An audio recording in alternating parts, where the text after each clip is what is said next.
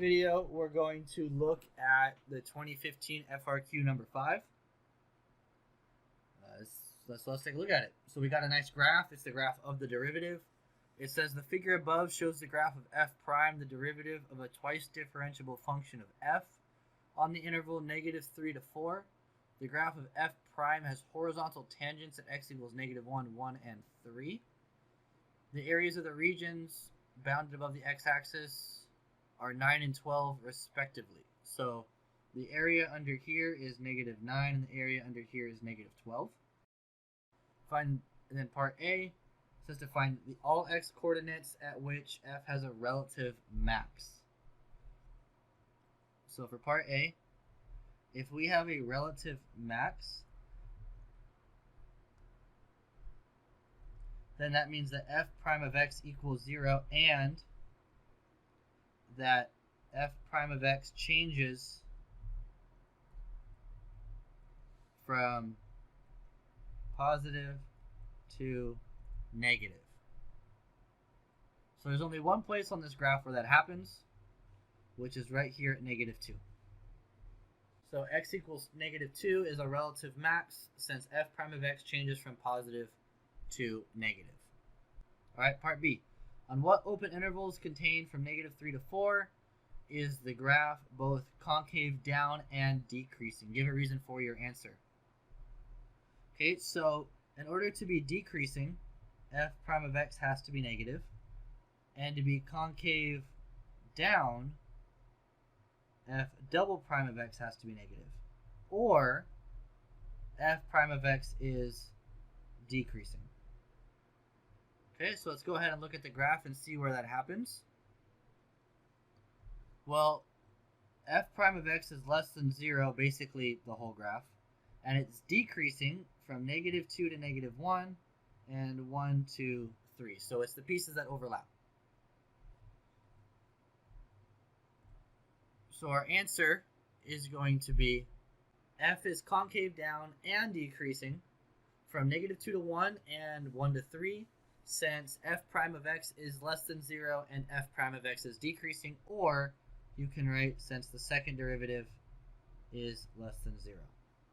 Either way is fine. All right, part C, find the x coordinates of all points of inflection on the graph.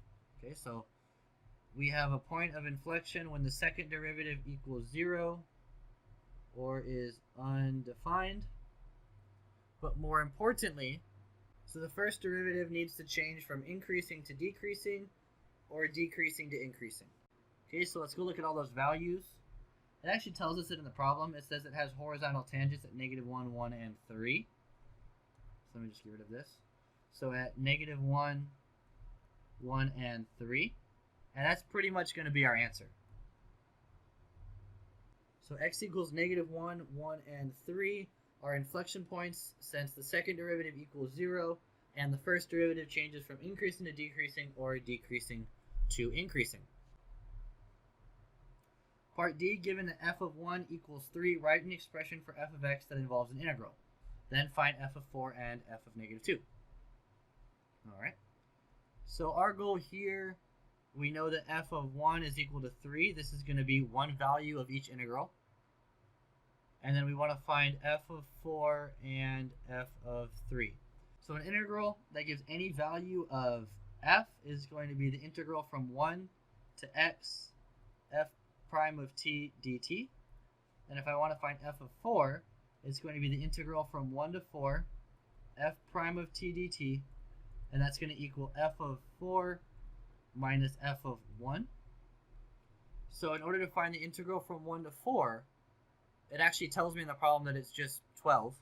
Right up back here, it says that from 1 to 4 it's 12, but keep in mind because it's underneath the x-axis, it's going to be negative.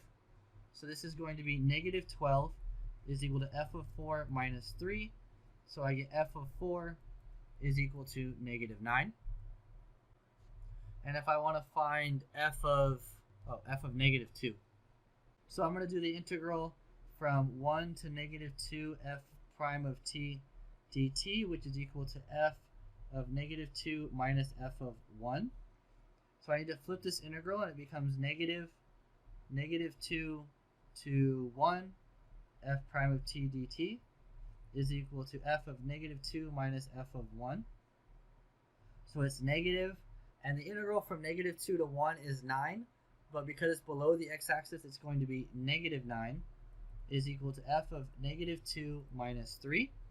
So this is 9 is equal to f of negative 2 minus 3, so I get the answer is f of negative 2 is equal to 12.